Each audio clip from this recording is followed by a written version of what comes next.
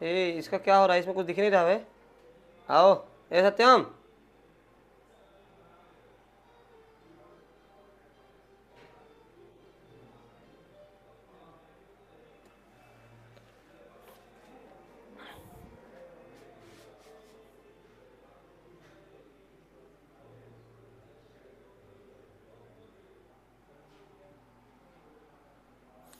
तो चलिए, सभी का स्वागत है आपके अपने चैनल टीचर्स अकादमी पर। मैं हूं सुचित। तो साथियों, जो है आज हम लोग टेट का क्लास लगातार आपका शेड्यूल हो चुकी है। 8 से 9 CDP, 9 से 10 हिंदी, 10 से 11 संस्कृत, 11 से 12 एक साइड आपका SST और एक साइड आपका जो साइंस वाले बच्चे उनका मैथ चल रहा है।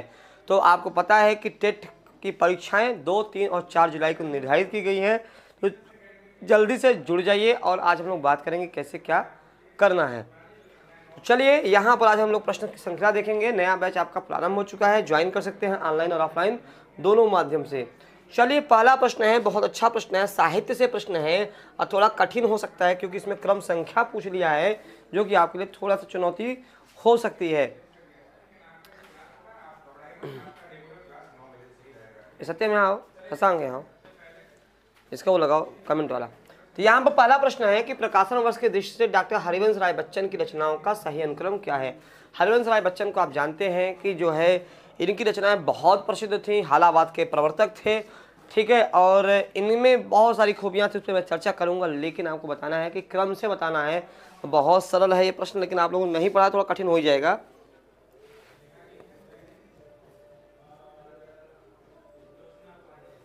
चलिए, तो गुड मॉर्निंग, सबका स्वागत सचिन।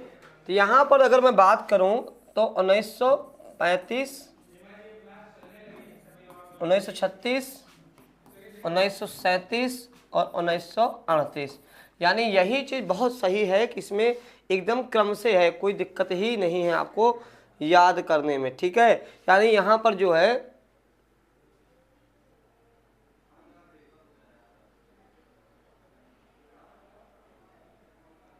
अब देखो, ऐसा है कि 3 मई को नीट का है, बहुत सारे एग्जाम क्रैश करते हैं, तो कुछ एग्जाम ऑनलाइन होते हैं, ये पेपर ऑफलाइन है, इतनी दिक्कतें नहीं आएंगी, ठीक है।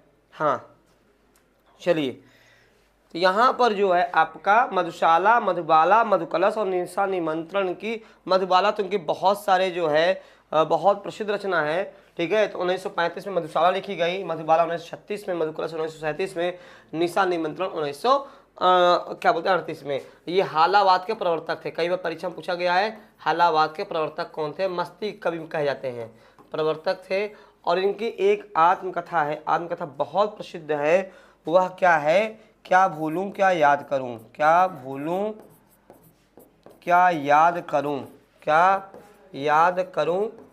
4 भागों में है, 4 भागों में है, बहुत महत्वपूर्ण इनकी आत्मकथा है, आत्मकथा है। और ये पता है अमिताभ बच्चन के पिताजी हैं ये, ठीक, पता है ना आपको। तो इतनी सारी बातें मैंने आपको यहाँ बता दी। तो आंसर आपका क्या हो जाएगा, बी हो जाएगा, मधुशाला, मधुबाला, मधुकलश, निशा निमंत्रण। चलिए, अगला प्रश्न है, सुमेलित कीजिए। अब थोड़ा प्रश्न देखो, ऐसा पूछा गया ना थोड़ा सा कठिन, ये टेट के प्रश्न है, ध्यान से सुनिएगा, ये आए हुए प्रश्न है, ऐसा नहीं कि इतना लेवल में कठिन बना रहा हूँ, ये आए हुए प्रश्न है। तो जो बच्चे नए हों चैनल को लाइक सब्सक्राइब कर दें ताकि सूचनाएं मिलती रहे। हिंदी साहित्य सम्मेलन 1893, काशी नागरिक सभा 1918, राष्ट्रभाषा प्रचार समिति Wardha 1910, ABC, CBA, BAC, CAB। जल्दी से कमेंट करके बताएं।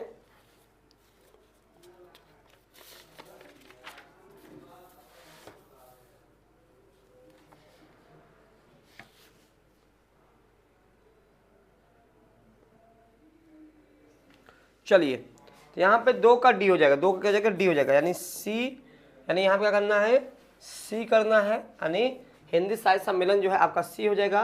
काशी नागरिक प्रचार सभा का 1893 में हुआ था, और राष्ट्रभाषा प्रचार समिति वर्धा जो है वह 1918 में हुआ था, यानी CAB हो गया था, CAB। यानी यहाँ पर जो है आपको 2 का जो है वह डी विकल्प होगा। एक चीज मैं और बता दूं, इसमें थोड़ा बताने वाली बात क्या है कि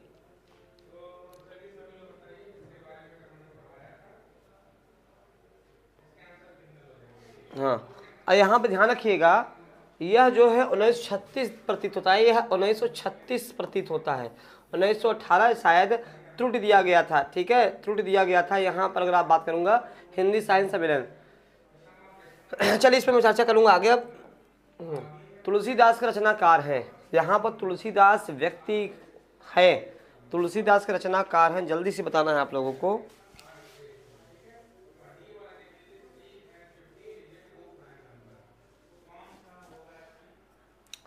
जल्दी से कमेंट करिए, तुलसीदास के रचनाकार हैं।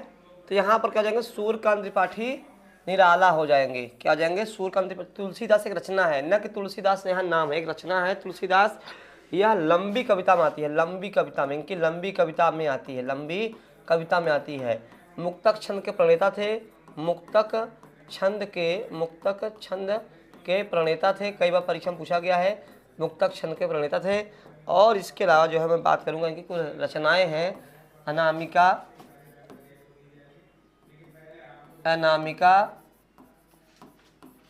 परिमल, अणिमा,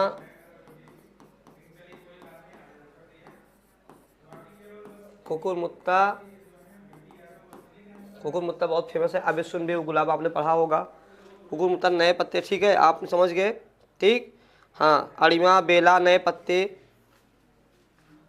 अणिमा, बेला, देखो मैं कितने नए पत्ते। अब इसलिए लिखवा दे रहा हूँ, मालिक किसी रचना में कोई पूछ लेगा तो आपको आना तो चाहिए ना, ठीक है, आना तो चाहिए ही, ठीक है। चलिए इतना ही, कुछ एक दो और लिखवा दूँ, नहीं तो इतना पर्याप्त है। अर्चना, आराधना, सांध्यकली, अर्चना, आराधना, सांध्यकली, ठीक है, कली। सरोज स्मृति बहुत फेमस है, सरोज स्मृति। सबसे फेमस है राम की शक्ति पूजा, राम की शक्ति पूजा बहुत फेमस है, सरोज स्मृति और राम की शक्ति पूजा, ठीक है। यानी सब इनकी क्या है, इनकी रचनाएं हैं, ठीक है। तो आप शॉट ले सकते हैं, स्क्रीन शॉट ले सकते हैं, कापी पेन लेकर बैठेंगे ज़्यादा बेहतर रहेगा। क्लियर हो गया, चलिए आगे बढ़े। अब अन्या से अनन्या तक आत्मकथा किसकी है। तो पहली बार देखो प्रश्न कैसे पकड़िए, अन्या से अनन्या, तो पहले विधा पकड़िए, किस विधा की है। तो यहाँ पे आपका उत्तर है आत्मकथा की, यानी एक प्रश्न आप पहले ये तैयार करिए कि कौन सी विधा। अगर मैं ये के पूछ लेता अन्या से अनन्या तक किस विधा की रचना है, आत्मकथा, जीवनी, उपन्यास, कहानी, तो फंस जाते। यानी अन्या से अनन्या तक क्या हो जाएगा, यहाँ पर ये आपको देना है।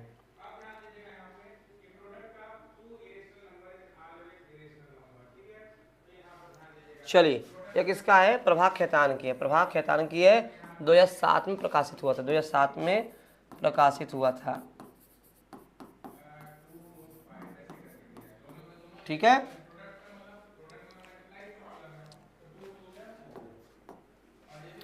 प्रभु जी तुम चंदन हम पानी, कबीर, दादू, नानक, रैदास। बहुत फेमस लाइन है, इसमें कोई नया नहीं है कि कोई पहली बार आता है, इसको बहुत आपने पढ़ा है। प्रभु चंदन तुम हम पानी,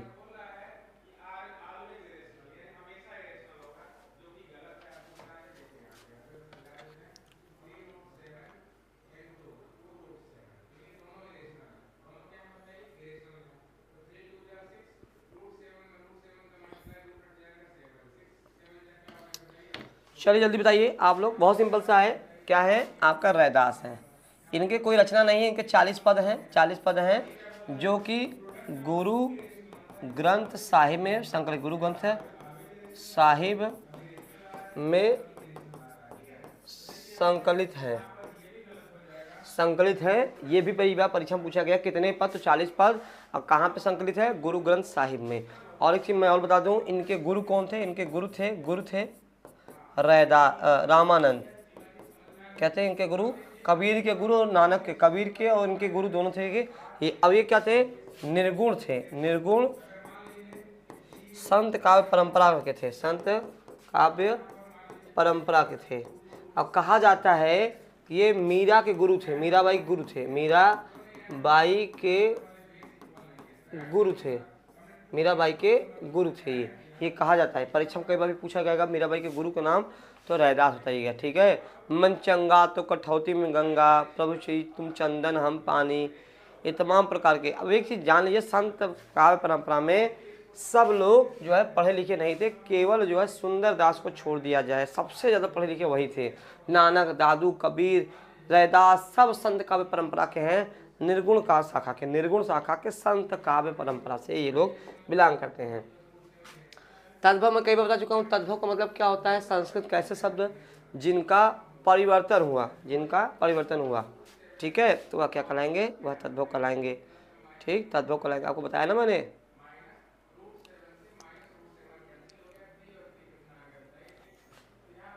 चलिए, तो अब क्या हो जाएगा, यहाँ पे त्रिकुटी, प्रभु, नाथ सब तत्सम है, खेत जो है वह क्या है, तद्भव है। और खेत का तत्सम क्या बनेगा, मैं एक ट्रिक बताया था, क्षेत्र, क्या, क्षेत्र। तो खेत क्या है, बाकी त्रिकुटी, प्रभु, नाथ ये तीनों तत्सम शब्द हैं, ये तीनों क्या है, तत्सम शब्द हैं। बस खेत जो है वह विकल्प बी वाला, वह क्या है आपका, यही है।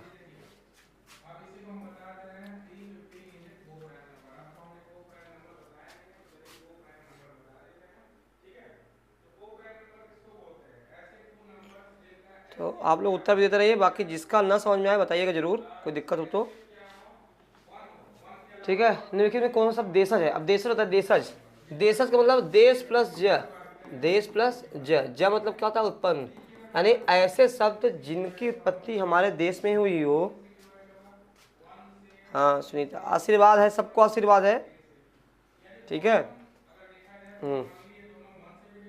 तो यहाँ पर जो है ध्यान सुनिएगा, निम्नलिखित में से कौन सा शब्द देशज, ऐसे शब्द जिनकी उत्पत्ति हमारे भारत में हुई हो और यह न पता हो किसने किया। जैसे मैंने भी कोई शब्द आपको दे दिया, बहुत पॉपुलर हो गया, 100 साल बाद चल रहा है, लेकिन पता नहीं किसने दिया। तो धड़ाम, लाश, औरत, पतलून, तो क्या हो जाएगा, धड़ाम हो जाएगा। तो धड़ाम हो जाएगा, ठेस हो जाएगा, तेंदुआ हो जाएगा, तेंदुआ हो जाएगा, खिड़की हो जाएगा, क्या हो जाएगा, खिड़की हो जाएगा, ठीक। लोटा हो जाएगा, बाल्टी नहीं, लोटा, पगड़ी, ठीक है, कटोरा, ठेस, तेंदुआ, खिड़की, लोटा, पगड़ी, कटोरा, ये सब क्या है, ये सब देशज के अंतर्गत आपके आते हैं। क्लियर हो गया। लाश शब्द जो है, लाश यह तुर्की का है, लाश क्या है, तुर्की का है, ठीक है, इसको भी याद कर लीजिए। इसके अलावा जो है आपका कुछ और है, पतलून अंग्रेजी का भाषा का है।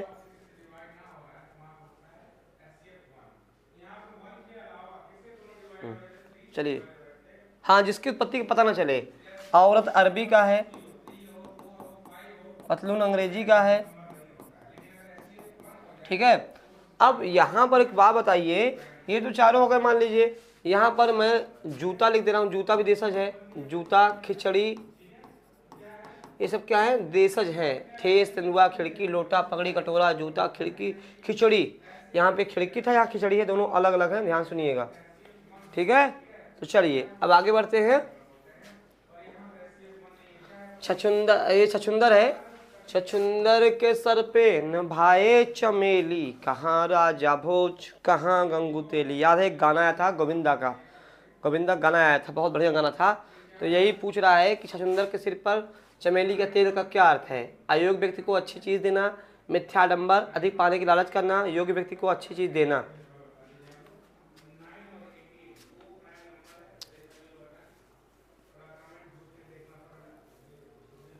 बहुत सिंपल सी बात है कि भैया अयोग्य व्यक्ति को अच्छी चीज़ दे देना, यानी जब भी कोई अयोग्य व्यक्ति है, जैसे सत्ता है, अब सत्ता किसी अयोग्य व्यक्ति के हाथ में चला जाएगा, पूरे देश का नाश हो जाएगा, पूरे देश का नाश हो जाएगा। यानी सत्ता हो गया, नौकरी हो गई, कोई भी चीज़ हो गई, अगर अयोग्य के हाथ में गया, समझ लीजिए कि उस सबका सत्यानाश होना तय है, ठीक। तो 8 का ए, तो यहाँ पर 8 का ए। बाकी अगला देखते हैं, ऋग्वेद का संधि विच्छेद क्या है। ऋ प्लस वेद, ऋग प्लस वेद, ऋ प्लस गवेद, ऋग प्लस वेद।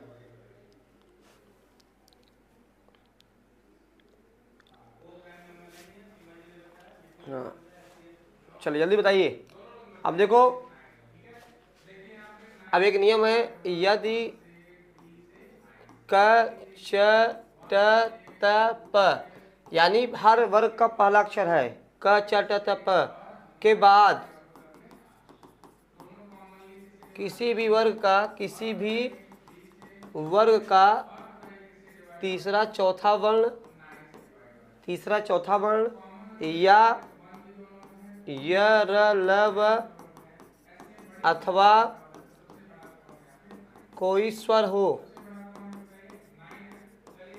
तो क च ट त प क च ट त प का तीसरा वर्ण हो जाता है, तीसरा वर्ण हो जाता है। ठीक है, किस परिस्थिति में, ध्यान रखिएगा, यदि क च ट त प के बाद किसी भी वर्ग का तीसरा चौथा वर्ण आ गया तो ठीक है, हाँ नहीं दूसरा चौथा, ठीक है, चलिए आ गया, ठीक है। और क च ट त प का क्या हो जाएगा, क का ग हो जाएगा, च का च छ ज हो जाएगा, ट ठ ड हो जाएगा, त थ द हो जाएगा, प फ ब हो जाएगा। ठीक है, अब यहाँ पर क्या है, ऋक प्लस वेद, यानी यहाँ पर क्या है, ऋक प्लस वेद। यहाँ पे क्या गया, का आ गया, का आ गया, ठीक। अब का क्या होगा, का तीसरा हो जाएगा तो क्या बन जाएगा, ऋग्वेद हो जाएगा। क्या हो जाएगा, ऋग्वेद, यानी व्यंजन संधि। क्या हो जाएगा, व्यंजन संधि। ठीक, आंसर आपका आ गया ये। चलिए व्यंजन संधि आ गया, बहुत अच्छा। अगला है आप बीती में समास कौन सा है।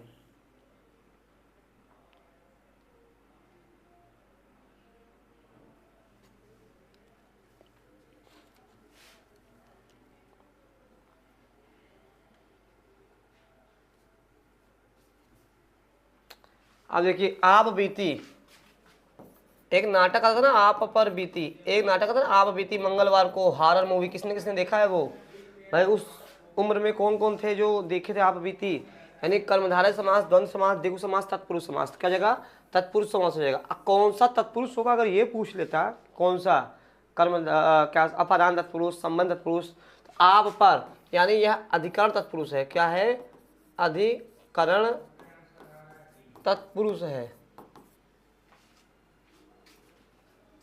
अधिकरण तत्पुरुष हो जाएगा। ठीक है, तो ये ध्यान रखिएगा। तो तत्पुरुष में भी कौन सा होगा, अधिकरण तत्पुरुष। आप बीती यानी आप पर बीती। घोंसले में चिड़िया में कौन सा समास है,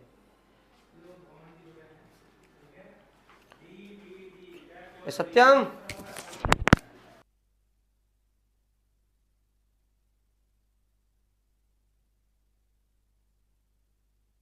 जल्दी बताइए भैया, फटाफट आंसर करिए।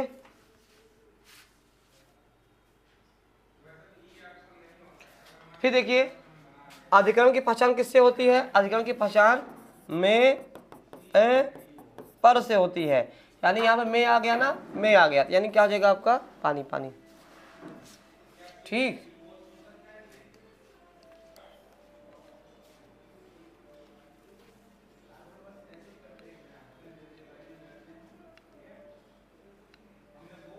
चलिए क्लियर हो गया।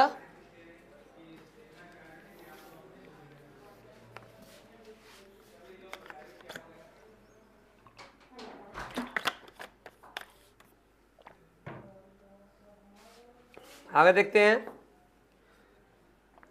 अब ये अलग ही प्रश्न है, इसको पढ़ के सॉल्व करना पड़ेगा। ऐसे ये पुराने पेपर है ना, आए हुए हैं। तो यहाँ पर निम्नलिखित गद्यांश प्रकार 12-13 का उत्तर दीजिए।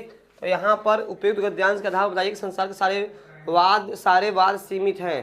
देखो, गांधीवाद में राजनीतिक और आध्यात्मिक तत्वों का समन्वय मिलता है, यही इस वाद की विशेषता है। आज संसार में जितने भी वाद प्रचलित है वह प्रायः राजनीतिक क्षेत्र में सीमित हो गए हैं। आत्मा से उनका संबंध विच्छेद होकर केवल बाह्य संसार तक उनका प्रसार रह गया है। मन की निर्मलता और ईश्वर निष्ठा में से आत्मा को शुद्ध करना गांधीवाद की प्रथम आवश्यकता है। ऐसा करने से निस्वार्थ बुद्धि का विकास होता है और मनुष्य सच्चे अर्थों में जन सेवा के लिए तत्पर हो जाता है। गांधीवाद के सांप्रदायिकता के लिए कोई स्थान नहीं है। इसी समस्या को हल करने के लिए गांधी जी ने अपने जीवन का बलिदान दे दिया है। ठीक है, तो उपयुक्त गद्यांश के आधार पर संसार के सारे वाद क्या हैं, सांप्रदायिक तक सीमित है, धर्म तक, राजनीति तक। पढ़िए, हाँ यही इस बात की विशेषता। आज जितनी बात प्रचलित है वह प्राय राजनीतिक तक सीमित है, यानी आपके राजनीतिक क्षेत्र तक आपका आंसर आ गया। पढ़ के भी आप आंसर निकाल लिए। ठीक है, चलिए, तो इसमें कोई दिक्कत ही नहीं है, पढ़ के निकाल लिया। दूसरा, उपयुक्त गद्यांश में गांधीवाद का आधार किससे बताया गया है, राजनीतिक और आध्यात्मिक तत्व को। तो पढ़ लीजिए, यहाँ पर गांधीवाद में राजनीतिक और आध्यात्मिक, देखो गांधीवाद में राजनीतिक और आध्यात्मिक तत्वों का समावेश मिलता है। इतना सरल ये दिया गया है ना, आपका आंसर यही मिल जाएगा, कहीं ज़्यादा पढ़ने की आवश्यकता भी आपको नहीं मिलेगी, यानी इसी में आपने समझ लिया। ठीक, कनुप्रिया के रचनाकार कौन है?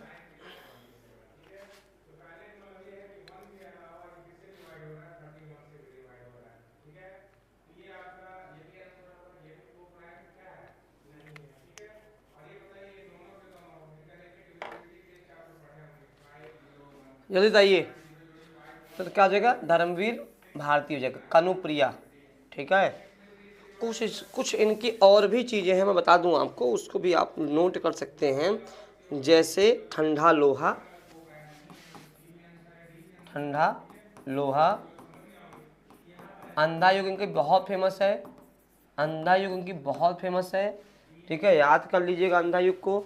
और इसके अलावा जो है एक दो रचनाएं और हैं, हाँ, जैसे 7 गीत वर्ष देशांतर,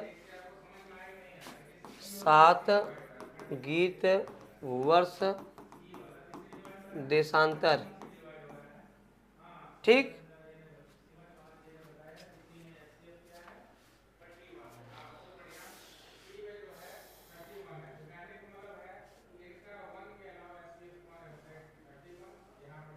चलो,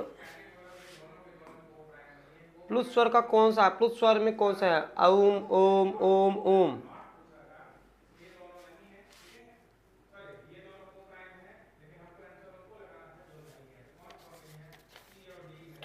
अब देखिए, बहुत सिंपल सी बात है, स्वर के भेद, स्वर के भेद, स्वर के भेद 3 है। ह्रस्व, जिसको मूल भी बोलते हैं, दीर्घ और प्लुत, ये 3 होते हैं। यहाँ मैं बता दे रहा हूँ, ये 3 होते हैं। अब इसमें क्या है, ह्रस्व मतलब छोटा, इसमें 4 स्वर होते हैं, अ, ई, उ और री। यानी जिसको बोलते समय सबसे कम समय लगे, जिसको बोलते समय सबसे कम समय लगे, यानी 1 मात्रा का समय या 1 गुना समय या 1 सेकंड का, यानी अ ई उ री, अ ई उ री, ऐसे आपको पढ़ना है। ठीक है, प्लुत में इसमें 7 हो गए, 7 हो गए आपका, 7 हो गए। इसमें आ, बड़ी ई, बड़ा उ, ए, ओ और औ, ये 7 है। इसमें ज़्यादा दीर्घ मतलब बड़ा ज़्यादा समय लगेगा, आ ई उ ए ऐ औ, यानी ज़्यादा समय लगेगा, यानी 2 मात्रा, 2 मात्रा या 2 गुना या 2 सेकेंड। ठीक है, प्लुत। अब प्लुत में कोई भी स्वर नहीं आता है, प्लुत में कोई भी स्वर नहीं आता है, कोई स्वर नहीं आता, कोई स्वर नहीं आता। परीक्षा में पूछा गया ऐसा कौन सा है जिसमें कोई स्वर नहीं आता, कोई स्वर नहीं होता है। यह संबोधन के लिए, संबोधन के लिए या दूर से बुलाने के लिए। ठीक है, ओ राम, इसमें 3 मात्रा या 3 गुना या 3 सेकंड का समय लगता है। ठीक है, ओम आपका आंसर हो जाएगा। यहाँ मैंने इतनी सारी बातें आपको बता भी दी।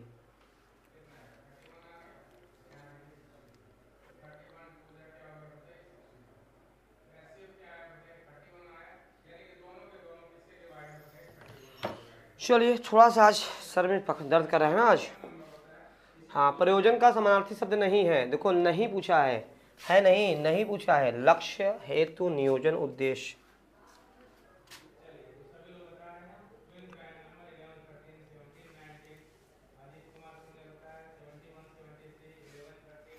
अब देखिए, नियोजन, नियोजन का मतलब क्या होता है? नियुक्त करना। क्या होता है? नियुक्त करना, नियुक्त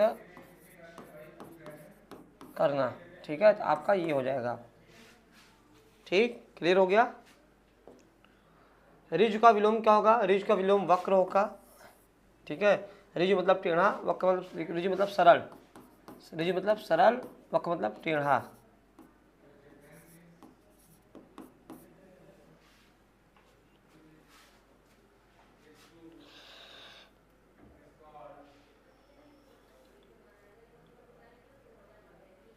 चलिए, निम्नलिखित विकल्पों से उस विकल्प का विशेषण और निर्देश अशुद्ध है। निम्नलिखित विकल्पों में से किस विकल्प में विशेषण का निर्देश अशुद्ध है वह बताना है। ठीक है, 2.5 अपूर्णांक बोधक, दूसरा क्रमवाचक, वह नौकर कोई विशेषण नहीं, और 26 पूर्णांक विशेषक। बताना, जल्दी से बताना है, बहुत अच्छा प्रश्न है।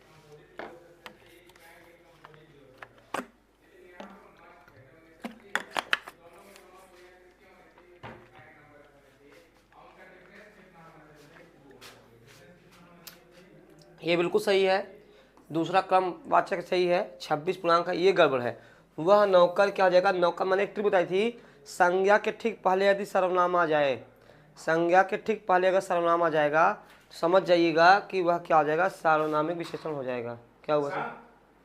ठीक है, तो यानी यहाँ पर कोई विशेषण नहीं होगा, क्या हो जाएगा,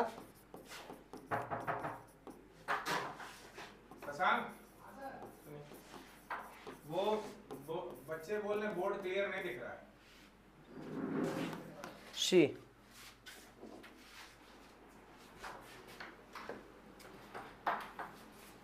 आप भला तो जग भला, निजवाचक, अनिश्चयवाचक, प्रश्नवाचक, संबंधवाचक।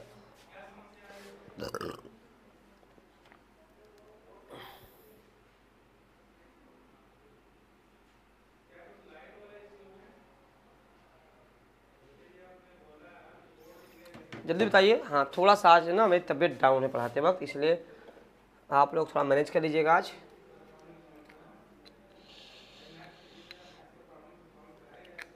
देखिए, आप भला तो जब भला भाई संबंधवाचक हो जाएगा। ठीक है, संबंध यानी यहाँ पे इसका क्या है, संबंध है। जो, सो, जैसे, वैसे, ये सब क्या है, इसकी पहचान है। जो, सो, जैसे जो बोएगा सो, जो पढ़ेगा सो पास होगा,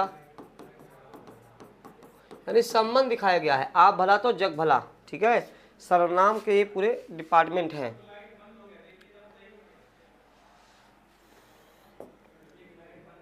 निम्नलिखित में से कौन सा शब्द युग्म पुल्लिंग है, चील, कढ़ी, सरसों, संतान।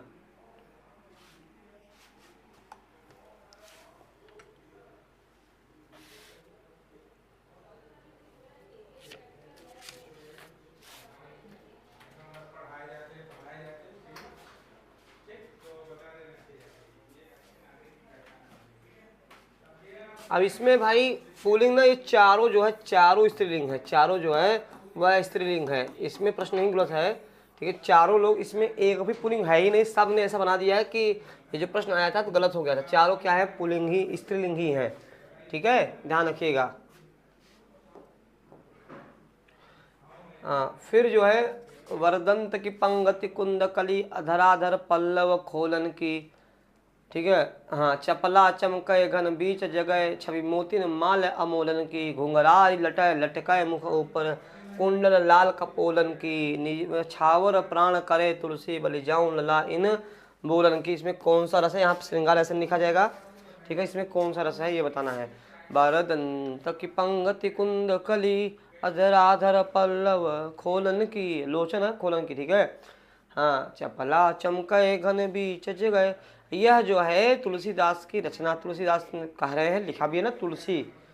ठीक है, अब यहाँ पर तुलसी कह रहे हैं तो यह कौन सा रस हो जाएगा भैया, वात्सल रस हो जाएगा। क्या हो जाएगा, वात्सल रस हो जाएगा। ठीक है, वात्सल रस का मतलब क्या होता है, जहाँ पर कोई प्रेम अपने बच्चों के लिए, अपने से छोटों के लिए दिखाया जाता है, वहाँ पर वात्सल रस होता है। ठीक है, श्रृंगार रस नहीं होगा। ठीक, तो वात्सल का क्या हो जाएगा, वत्सल हो जाएगा। क्या हो जाएगा, वत्सल। शांत का निर्वेद हो जाएगा, करुण का शोक हो जाएगा, श्रृंगार का रति हो जाएगा। यानी यहाँ राम भगवान की बचपन का, वरदंत की पंगति को, वरदंत मतलब दांत जो हैं चमक रहे हैं उनके। ठीक है, तो उनके बचपन का वर्णन किया गया है।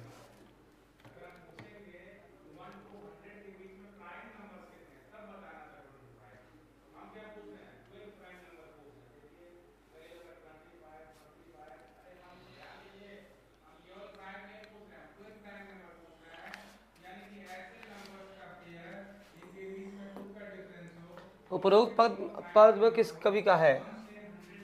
ठीक है, ये जो पीछे दिया था, पीछे दिया था ये वाला वरदंत, अब इसमें पकड़ लोगे तुलसी है। इसमें पकड़ लोगे तुलसी है, इसी में पकड़ लोगे, सीधी सी बात है। उपयुक्त पद किसका है? आपका तुलसीदास का है। ठीक है, किसका है? तुलसीदास का है, भक्ति काल के कवि हैं। ठीक, यहाँ पे क्या बताना है? इनकी रचनाएं हैं रामचरितमानस, ये तो सबको पता है, घर घर सारे व्यक्ति को पता है। ठीक है, विनय पत्रिका, बरवय रामायण, गीतावली, कृष्ण गीतावली और दोहावली, ये सब इनकी प्रसिद्ध है। ठीक है, चलिए क्लियर हो गया। उच्चारण स्थान की दृष्टि से कौन सा विकल्प शुद्ध है? श मूर्धन्य, श दंत, श च कंठ और श तालव्य। हेलो, उच्चारण स्थान के आधार पर यहाँ पे आपको बताना है क्या सही क्या गलत है। तो देखो, श क्या हो जाएगा? श इचु यशनान तालु, यानी तालव्य हो जाएगा, तालव्य हो जाएगा। श दंत है, बिल्कुल आपका आंसर सही है, यही आपका आंसर होगा। च क्या हो जाएगा? आपका तालव्य हो जाएगा, चल क्या हो जाएगा? तालव्य हो जाएगा। श, ठीक है, श क्या हो जाएगा? आपका ऋचु यशनान मूर्धा, यानी मूर्धन्य हो जाएगा। क्या हो जाएगा? मूर्धन्य हो जाएगा। आपका आंसर बी सही है, एग्जैक्ट।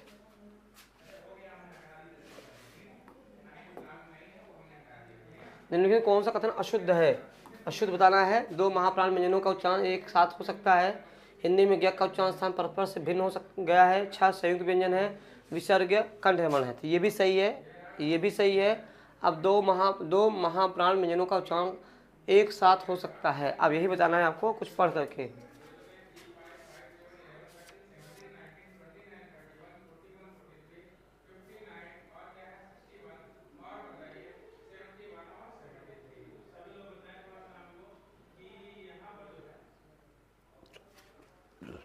तो क्या हो जाएगा? दो महाव्यंजन प्राण उच्चारण एक साथ कभी नहीं हो सकता। ठीक है, ये ही आपका, क्योंकि क्रम से नहीं है ना। ये मेरे लड़के ने मेरी आज्ञा का पालन नहीं किया, इस वाक्य में लड़के के विषय में कौन सा विकल्प अशुद्ध है?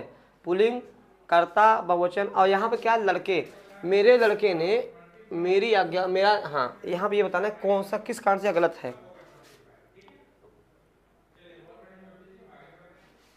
तो यहाँ सीधी सी बात है, लड़के क्या है? बहुवचन। यहाँ पे लड़का होना चाहिए था, लड़का होना चाहिए था भाई, एक लड़का है। मेरे लड़के ने, यहाँ लड़के हो गया, क्योंकि कई सारे होते तो लड़के होता। यहाँ पे अपने इंडिविजुअल एक बच्चे के लिए लड़के का, बहुवचन के लिए लड़के का प्रयोग होता है। यहाँ तो एक ही बच्चा है, इसलिए गलत हो गया। ठीक है, राम आम खाता है में वाच्य कौन सा है? देखो, वाच्य 3 प्रकार के होते हैं, कर्मवाच्य, कर्तृवाच्य और भाववाच्य। 3 प्रकार के वाच्य होते हैं। इसकी पहचान द्वारा से होती है, द्वारा लगा रहेगा। इसकी पहचान द्वारा के साथ नहीं लगा रहेगा, बस यही पकड़ लीजिए। जहाँ पे बाई द्वारा देख लीजिए। अब देखिए, राम आम खाते, कहीं पे ना द्वारा दिख रहा है न कहीं पे द्वारा नहीं दिख रहा है, यानी सीधी सी बात है कर्म कर्तृवाच्य हो गया, कर्ता की प्रधानता है। ठीक है, तो आज फिलहाल इतना ही कर रहे हैं। सर बहुत कर रहा है, बहुत दिक्कत हो रही है पढ़ाने में। ठीक है, तो आप लोग अभी 10 बजे आपके Hindi classes, sorry Sanskrit classes चलेंगी। तो आप लोग पर डे आप जो है जुड़ जाइए, क्योंकि आप क्लासेस आपकी एकदम स्टार्ट हो गई हैं। हाँ, कंटिन्यूटी सारे विषय की बन गई है। जो विषय नहीं चल रहे थे वो भी चलने लगे हैं। थोड़ा सर में बहुत पेन हो रहा है, बहुत लगातार आप देख रहे होंगे इरिटेट हो रहे हैं, ये लगाते हुए बोलने में दिक्कत हो रही है, यहीं पे दर्द कर रहा है। ठीक है, तो आज फिलहाल इतना ही, थोड़ा समय कम लिए हैं।